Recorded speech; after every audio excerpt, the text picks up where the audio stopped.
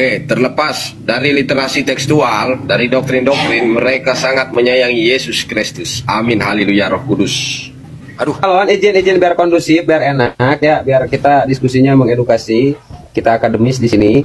Saya harap tetap kondusif, Bapak calon bisa diskusi dengan baik. Anda santun kami segan. Pak calon, kalau boleh tahu Protestan atau Katolik, Pak, silakan dibuka. Protestan. Protestan, siap.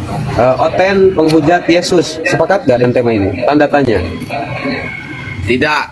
Silahkan dipaparkan, nanti ditanggapi sama Bunda. Silahkan dipaparkan. Kenapa tidak sepakat? Silahkan. Oke, terlepas dari literasi tekstual, dari doktrin-doktrin, mereka sangat menyayangi Yesus Kristus. Amin, haleluya, Roh Kudus. Aduh. Waduh. Saya apa? Tuhannya Yesus memberkati. Tuhannya Yesus memberkati. Amin. Kita harus uji dulu suatu kebenaran itu seperti apa. Oke, siap. Terima kasih Pak calon nih. Ini gini nih cara bernarasi nih. Dengarkan baik-baik, nanti ditanggapi ya. Oke, baik. Kalau saya membaca Bible, manusia yang paling terkutuk, yang paling busuk, dan yang paling menempati tempat terendah di neraka itu Yesus. Kenapa demikian? Karena seluruh dosa orang Kristen itu ditanggung oleh Yesus, diberikan kepada Yesus. Dosa-dosa yang dilakukan oleh Kristen itu semuanya diberikan kepada Yesus ini. Yesus ini manusia yang sangat terzalimi. Di dalam 2 Korintus 5 nomor 21 diterangkan, Yesus yang tidak mengenal dosa sama sekali telah dibuat menjadi dosa karena Kristen. Tuh. Jadi Yesus yang tidak mengenal. Kita uji dulu. Begini Pak, izin ya, izin yang terkait. Kita diskusi, jangan monolog ya. Izin Yesus, nanti ada waktu untuk menanggapi, selesaikan. Jangan biasakan potong-potong ya. Nanti saya cepat kau. Lanjut Gurunda. Ya, menurut Paulus, setelah didatangi makhluk halus, dibisikkan kepada Paulus ajaran-ajaran, maka muncul ajaran 2 Korintus 5 ini. Yesus manusia suci, tidak suci lagi. Kenapa? Karena pada diri Yesus semua dosa-dosa Kristen itu dilimpahkan kepada dia.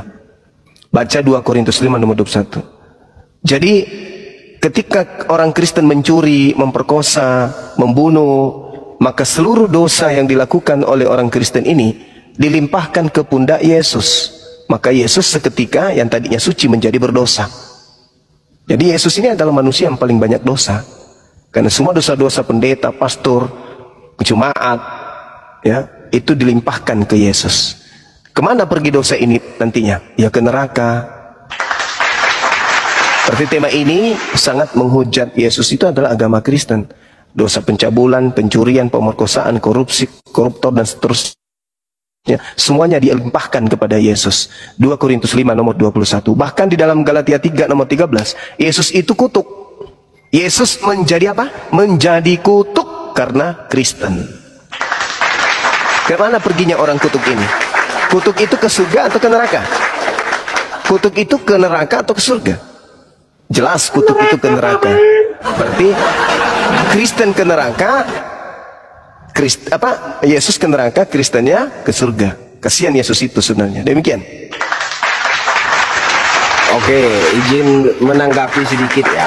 Saya itu bertanya-tanya, Anda itu pernah masuk gereja mendengarkan segala sesuatu sumber pemahaman itu berdasarkan doktrin, atau Anda pernah sekolah tinggi ilmu pendeta, atau Anda itu hanya baca-baca saja? Karena segala sesuatu sumber dari pemahaman Anda itu tidak ada yang pernah diimani, dan cara penafsiran Anda itu tidak sesuai dengan pemahaman orang-orang Kristen dan orang-orang Katolik, ya. Jadi hendaklah kita menggunakan segala sesuatu pemahaman itu tidak yang sifatnya hanya berdasarkan narasi yang sifatnya pribadi. Ya, kalau kita hanya berasumsi saja, bernarasi semau-mau kita, menafsirkan suatu ayat tanpa pemahaman dari orang-orang yang memiliki kepercayaan itu Anda hanya menggunakan sudut pandang dari sebelah pihak, gitu loh.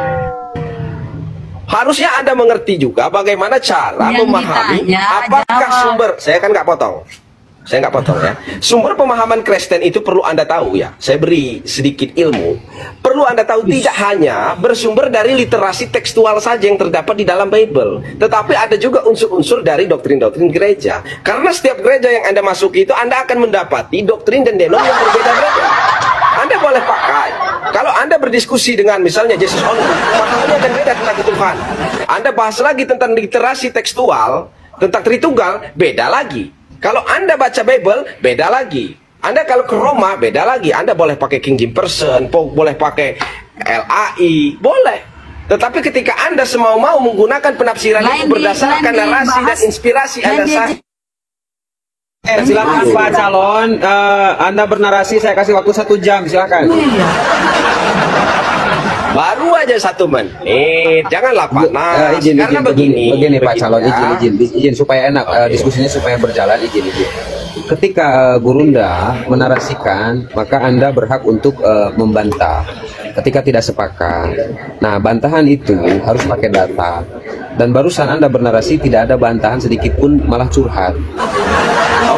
Oke, sedikit ya. Oke, saya paham ya. Ini akan saya bantah begini. Masalahnya, kritikus-kritikus ini, Bible ini, tidak pernah sekolah tinggi ilmu pendeta, tidak pernah masuk ke dalam gereja mendengarkan doktrin-doktrin gereja, dan tidak menganut salah satu denom. Begitu. Anda kan beda keyakinan dan beda iman. Tentu unsur Terima kasih. Cukup. Jangan diulang-ulang, cukup. Jangan diulang-ulang. Udah, silakan Gurunda, fadhol. Gak ada bantahan Gurunda. Ya, ini Kristen begitu. Jadi mereka tidak menggunakan akal untuk menjadi Kristen. Mereka hanya menggunakan doktrin dan dogma. Sekiranya seorang dokter menjadi dokter karena dogma, maka semua pasien akan mati, disuntik mati sama mereka.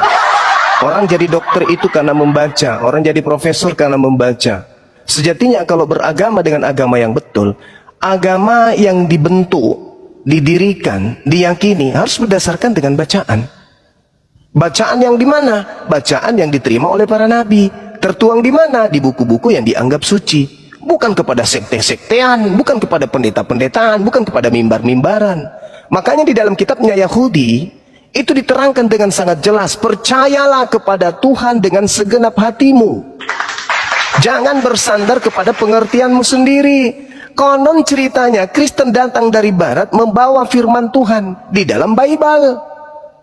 Maka yang menjadi rujukan tidak perlu sekolah tinggi, nggak perlu ada sekte, nggak perlu kemudian orang itu paham, ya, menjadi ikan lalu pintar berenang, nggak perlu jadi anjing lalu pintar menggonggong, nggak perlu. Itulah akal. Bible disajikan. Maka untuk mengetahui kebenaran yang ada di dalam Kristen, baca kitabnya. Jangan lihat pendeta, karena di situ ada misi dompet. Jangan lihat kitab yang harus dibaca. Kristen itu seperti apa yang sebenarnya? Ya sesuai dengan kitabnya.